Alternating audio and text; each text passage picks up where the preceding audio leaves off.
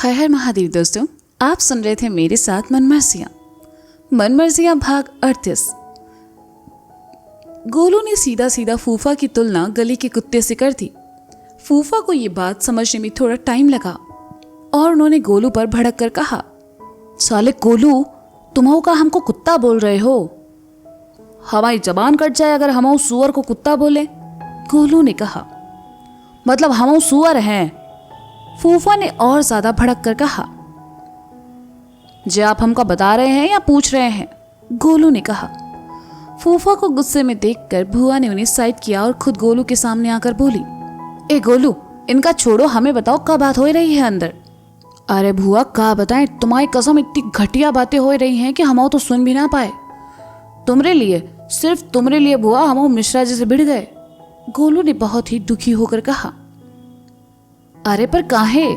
गोलू, पहेलियां ना बुझाओ, साफ साफ बताओ, भुआ ने कहा। अरे ई का बताई है, ई तो खुद मिश्रा जी के चमचे हैं, जौन कहेंगे ई करेंगे। तो इनकी बातों में ना हो राजकुमारी, हम बता रहे हैं, जो पागल बना रहे हैं। फूफा जी ने गोलू की तरफ देखकर कहा।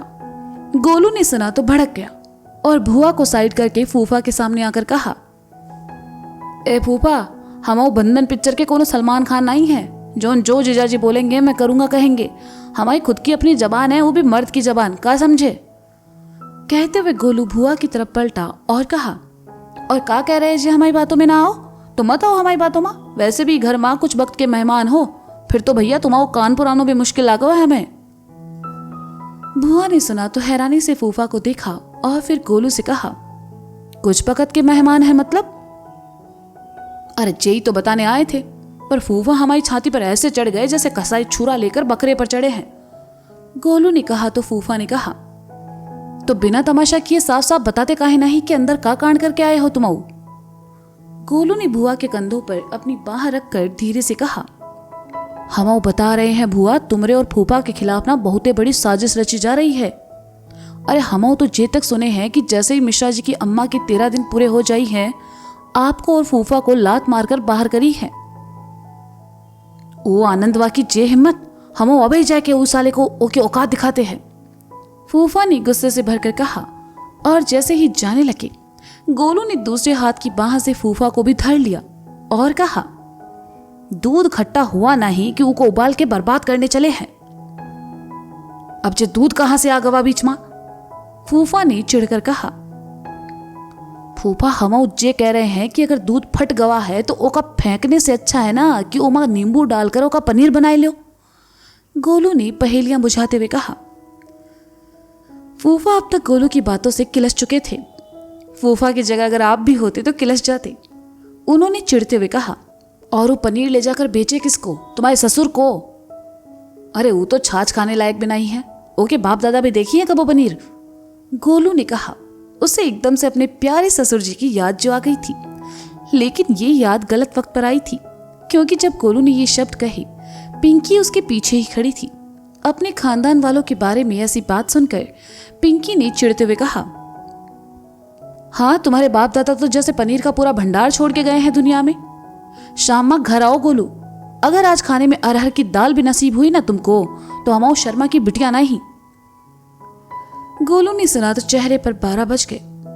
बेचारा भुआ और फूफा के बीच में चिंगारी लगाने आया था और कहा अपने ही बड़बोलेपन की वजह से अपना ही घर फूंक दिया। उसने रोने से शक्ल बनाकर पिंकी को देखा और मरे हुए स्वर में कहा, पिंकिया, आई एम सॉरी। लेकिन तब तक पिंकी वहां से जा चुकी थी। गोलू को अपना असली मकसद याद आया और वह तुरंत अपनी फोम में आकर भुआ फूफा की तरफ पलटा और कहा, हाँ तो हमो कहाँ थे? हवा मां, फूफा ने कहा। जब भी बोलोगे मुंह से कमला पसंद ही बोलोगे। बुआ, तुम बताओ, तुमको हम पर विश्वास है कि नहीं? गोलू ने भुआ को अपनी बातों में उलझाते हुए कहा, क्योंकि वह जानता था फूफा को इतनी जल्दी उसकी बातों में आने वाले नहीं है। हमको तो तुम पर पूरा विश्वास है गोलू। अरे तुमो कब्बो हमरा बुरा सोच सकते हो? भुआ ने गोलू पर अपना प्यार उड़ेलते हुए कहा। भुआ ने गोलू को सपोर्ट किया तो फूफा को भी गोलू की बात सुनने के लिए मजबूर होना पड़ा और उन्होंने कहा, गोलू, अब बिना कोनो फालतू बात किए बताओ अंदर क्या चल रहा है? गोलू भुआ और फूफा दोनों के बीच में आया और कहा, मिश्रा जी और मिश्राइन जा रहे हैं बनारस अपनी अम्मा की अस्थियां विसर्जन करने। गुड्डू भैया और शगुन भाभी भी साथ जा रहे हैं। अरे अब मिश्रा जी अकेले थोड़े अम्मा के वारिस है, भुआ भी तो अम्मा की कुछ लगती है ना। अस्थियां विसर्जन करने जाने के लिए मिश्रा जी ने भुआ को काहे नहीं कहा, आपको काहे नहीं कहा? क्योंकि मिश्रा जी के मन में चोर है। आज जैसे भुआ को अस्थि विसर्जन से बाहर किया, वैसे ही कल अम्मा की वसीयत से बाहर कर देंगे और परसों ही घर से। ओके बाद तो कानपुर आए का तरस जाई है भुआ। अरे ऐसे कैसे बाहर कर देंगे? फूफा ने चिल्लाकर ऊंची आवाज में कहा। तो गोलू ने कहा, चिल्ला चिल्ला के सबको बताई दो कि हम आप दोनों की साइड है, भोपो मंगवाए दे, फिर यहाँ पूरा कानपुर में प्रचार कर दो। क्या कर रहे हैं आप? एक तो बेचारा हमारी इतनी परवाह कर रहा है और आप। भुआ ने कहा। गोलू ने दया भरी नजरों से भुआ को देखा और प्यार से कहा, लव यू भुआ, ई घर में इट्ठो तुम ही हो हमारी अपनी। मेंशन नॉट गोलू, भुआ ने कहा। तो गोलू ने खुश होकर कहा, है बुआ क्या बात है, का टिप-टॉप अंग्रेजी में जवाब दी हो हमका।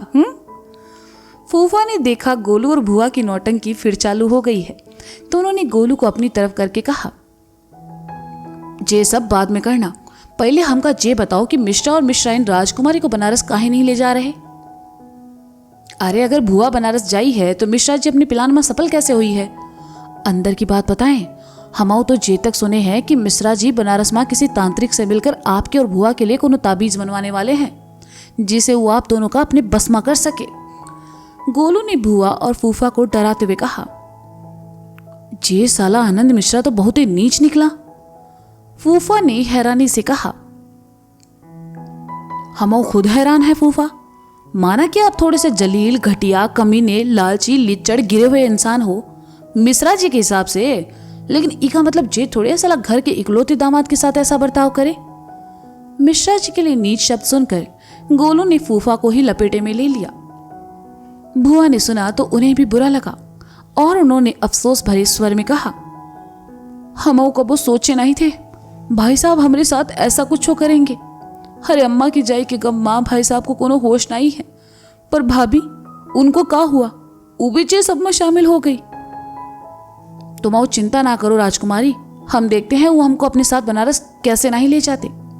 फूफा ने कहा, फूफा हम तो कहते हैं भुआ को छोड़ो, आप मिश्रा जी के साथ बनारस जाओ। गोलू ने कहा, हम कहाँ जाए? फूफा ने असमझ की स्थिति में पूछा।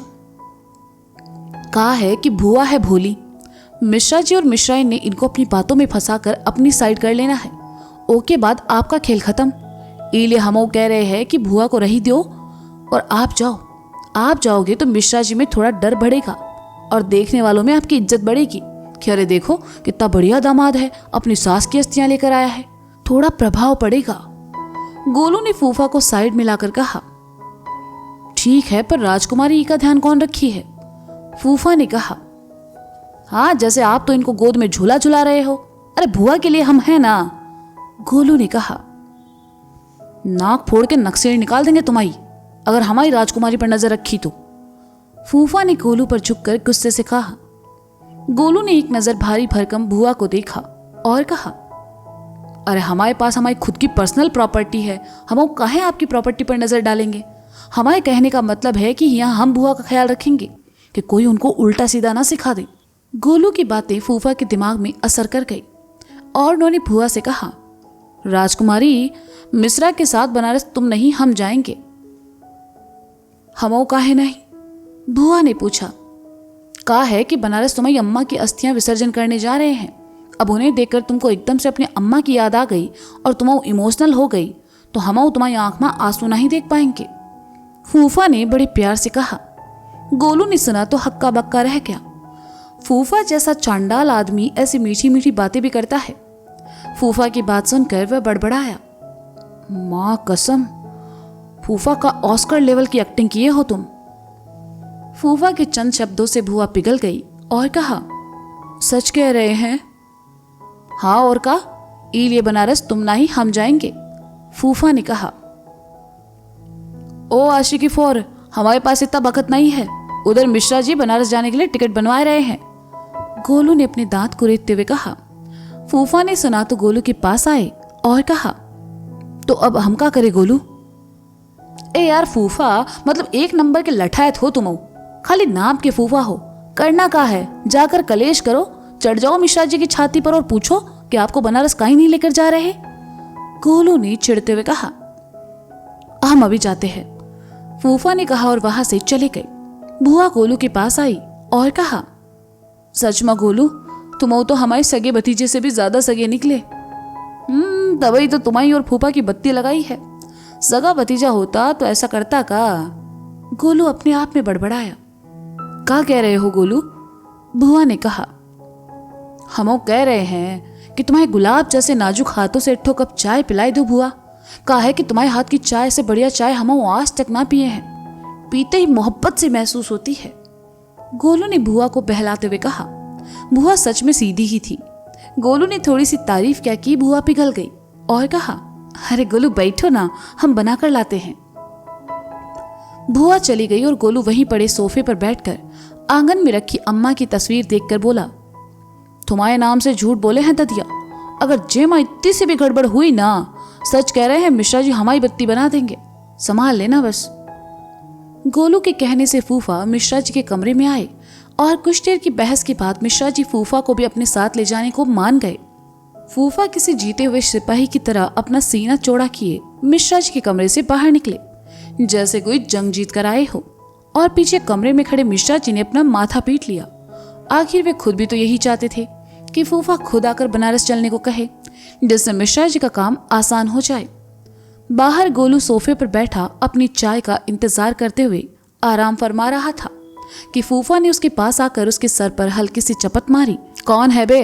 अरे फूफा आप, क्या हुआ, माने कि नहीं मिश्रा जी? गोलू ने पलट कर कहा। मान भी गए और गुडुआ से कहकर टिकट भी बनवाए दिए। गोलू, पहली बार तुम कुछ अच्छा काम किए हो, हमारे साथ तुमने जो भी किया उसके लिए हमने तुमको माफ किया, फूफा ने खुश होकर कहा और वहां से चले गए। गोलू ने अम्मा की तस्वीर देखी और कहा, खा बात है ददिया, लगता है ऊपर जाकर भगवान से सीधी बातचीत है तुम्हारी, मतलब इतनी जल्दी हमारी बात सुन ली। ए गोलू, मिश्रा जी की आवाज सुनकर गोलू पलटा और मिश्रा जी के पास चला आया। मिश्रा जी ने उसे पैसे दिए और शाम की बनारस की 3 तत्काल में टिकट बनवाने को कहा। गोलू जैसे ही जाने लगा, मिश्रा जी ने उसे रोक कर कहा, अच्छा गोलू सुनो, थैंक यू जो समस्या का हल देने के लिए, फ्री में हल नहीं दिए हैं, हमको भी कुछ चाहिए। गोलू ने कहा, क्या चाहिए बताओ? मिश्रा जी ने मुस्कुरा कर पूछा।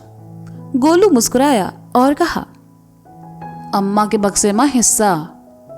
मिश्रा जी ने सुना तो एक बार फिर अपनी बाटा की चप्पल ढूंढने लगे और गोलू तब तक नरारत था। तो दोस्तों, ये था मनमर्जियां भाग 38। इसका अगला भाग आप जल्द ही सुनेंगे मेरे साथ। तब तक के लिए शुक्रिया, बाय, अपना ख्याल रखिए और हाँ, सुनते रहिए मनमर्जियां मेरे साथ। बाय।